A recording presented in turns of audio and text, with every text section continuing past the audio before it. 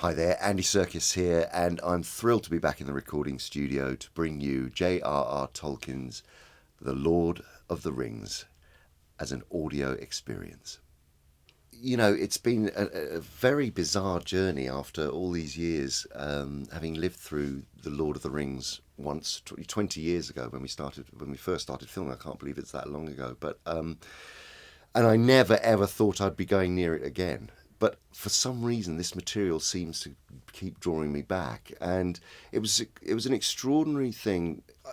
This all emanated from last year when we did this charity event called the Hobbitathon, where I read all of the Hobbit in one day to raise money for the NHS and for other charities during the first lockdown period. And after that, HarperCollins asked me if I'd like to do the audiobook for the Hobbit, and that was a pretty monumental task in itself. I never thought in a million years I would be coming back a year later to do The Lord of the Rings. I thought that part of my life had gone and was past, and I'd never be re-entering that world. But I have to say, it's been the most incredible experience. Really, it's been such a journey because, you know, it's a very personal thing getting to engage in a book in this way and to actually live with a book and sort of climb inside it and be part of it for such a long period of time. I mean, obviously The Lord of the Rings is 3 books and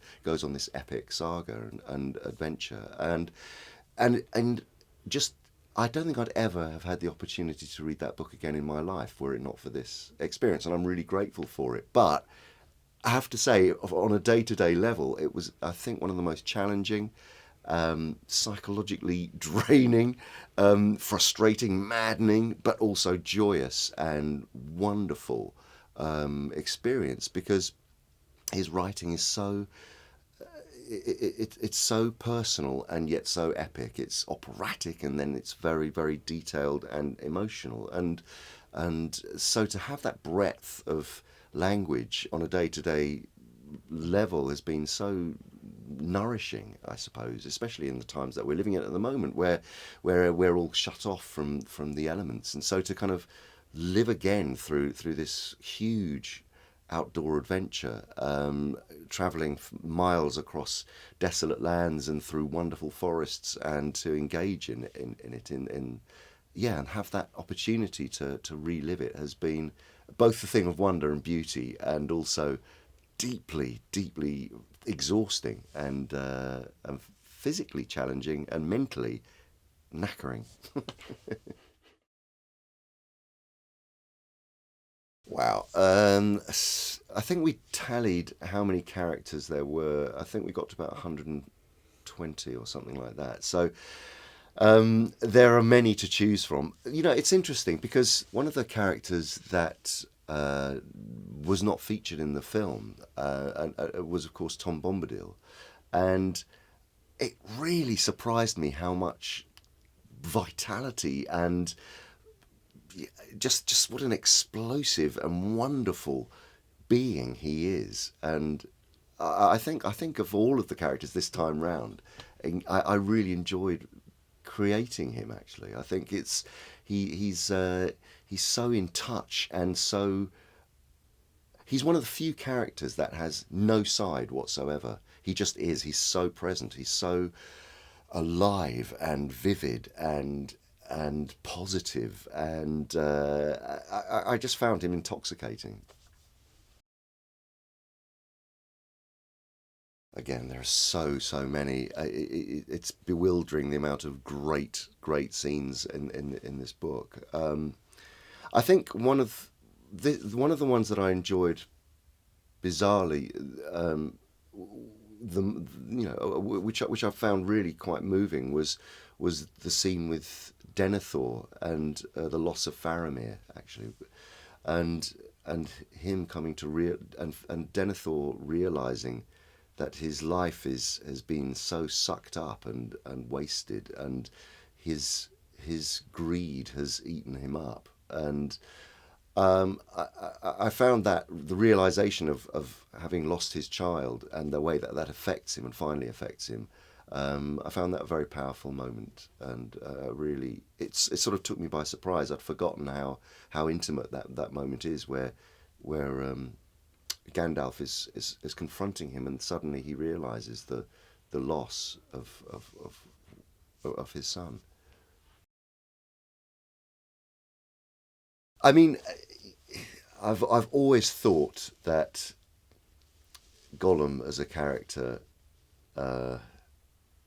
was sort of going to be my picture of Dorian Gray. That in fact, when we started filming Lord of the Rings, I knew that I would be the only character in the movie that I would grow to look more like, as all the other actors started to age gracefully and not look like their characters anymore. I think I'm beginning to feel and look more like Gollum the older I get. And it has been a sort of, yeah, that character's never left me, and Lord of the Rings has never left me. I mean, on a daily basis, this book seems to rear itself up into existence in some way for me. The cast is all very much from the movies. We're still in contact. In fact, of course, during COVID times, we've been communicating, and there's been a group chat going on, and there is a real sense of community that. A huge sense of community, because it was a big part of our lives. And then, of course, not only from shooting The Lord of the Rings, but then going back and shooting The Hobbit, the connection that I have with New Zealand and everyone there has just continued and rolled on, and we all became part of one another's families.